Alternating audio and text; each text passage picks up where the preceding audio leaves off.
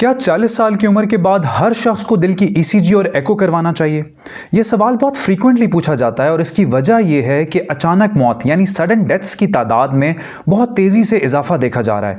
हर बंदे ने सुना होगा कि एक बंदा जवान 35, 40 ईयर्स, 45 एज, पहले कोई बीमारी नहीं, रात को सोया और सुबह उठा नहीं, या कोई काम करते हुए अचानक हार्ट अटैक हुआ और इंतकाल कर गया।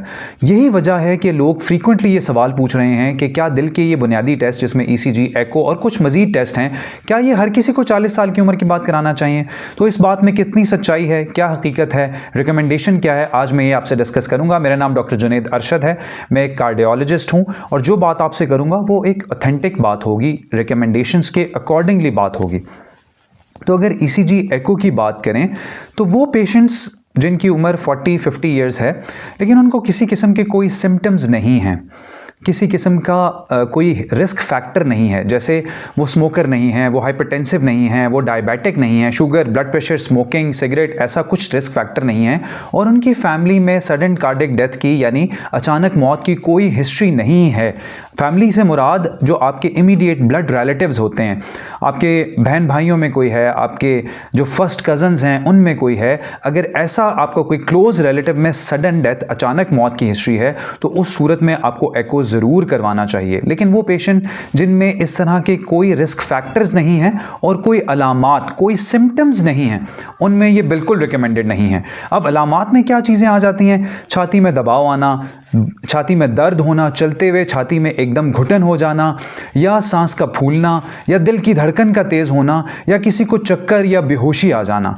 ये मोटे मोटे कुछ कॉमन सिम्टम्स हैं जो अगर किसी में मौजूद हैं तो उसको अपना एको ज़रूर कराना चाहिए, कार्डियक इवैल्यूएशन ज़रूर करानी चाहिए, ईसीजी ज़रूर करानी चाहिए। लेकिन अगर एक बंदे में इस तरह के कोई सिम्टम्स नहीं हैं, ना सांस फूलता है, ना छाती में दर्द रहता है, ना किसी फैमिली में किसी को सडन कार्डियक डेथ हुई है, तो फिर ये रिकमेंडेड नहीं है कि आप अपने रूटीन स्क्रीनिंग के लिए दिल के टेस्ट कराएं। हाँ, अगर कोई करा लेता है तो फिर उसमें हर्ज नहीं है।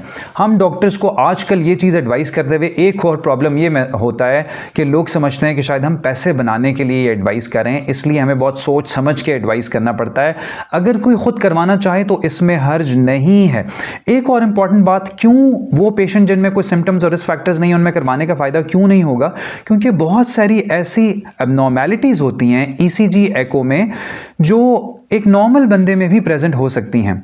उनका फर्दर वर्कअप यानी फर्दर टेस्ट करना या उसका कोई इलाज करना इस चीज़ पर डिपेंड करता है कि मरीज़ को कोई अलामात हैं या नहीं हैं। मिसाल के तौर पे अगर किसी के दिल में जो वाल्व है उसमें लीकेज है या उसमें तंगी है तो उसका इलाज उसी वक्त किया जाता है जब वो तंगी या दिल को कमज़ोर कर रही हो या आपको सिम्टम्स, अलामात का सबब बन रही हो। वो अलामात जैसे मैंने पहले बताया कि सांस फूलने या छाती में दर्द या दिल की धड़कन के अमराज इन सूरत में प्रेजेंट करती है। अगर किसी को सिग्निफिकेंट वाल्व लीकेज या तंगी का प्रॉब्लम है, ये मैं सिर्फ एक एग्जांपल दे रहा हूँ, अगर किसी को बहुत वाज़े तौर पे ये प्रॉब्लम है लेकिन उसको अलामात नहीं हैं तो फिर उसको ट्रीट नहीं किया जाता। इसलिए वो पेशेंट्स जिनमें कोई रिस्क फैक्टर्स नहीं हैं, जिनमें कोई सिम्टम्स नहीं हैं, या यंग हेल्दी हैं, उनमें रूटीन में ये टेस्ट कराना ज़रूरी नहीं है। मैं उम्मीद करता हूँ कि ये वीडियो आपको फ़ायदा देगी। अगर आपको वीडियो पसंद आए तो और लोगों में शेयर कीजिएगा, मेरे चैनल को लाइक और सब्सक्राइब कीजिएगा। और एको क्या है इससे मुताल्लिक़ मैंने एक और तफसील से वीडियो बनाई हुई है, उसका लिंक मैं डिस्क्रिप्शन में छोड़ दूंगा, आप उस पर जाके वो वीडियो देख सकते हैं। इसके अलावा मुझसे ऑनलाइन कंसल्टेशन करने के लिए मैं अपना व्हाट्सएप नंबर छोड़ दूंगा, आप ऑनलाइन कंसल्ट कर सकते हैं। मैं रावलपिंडी, इस्लामाबाद में प्रैक्टिस करता हूं। मेरे क्लिनिक का एड्रेस आप व्हाट्सएप पे मैसेज करके जान सकते हैं। आपका सुनने का बहुत शुक्रिया।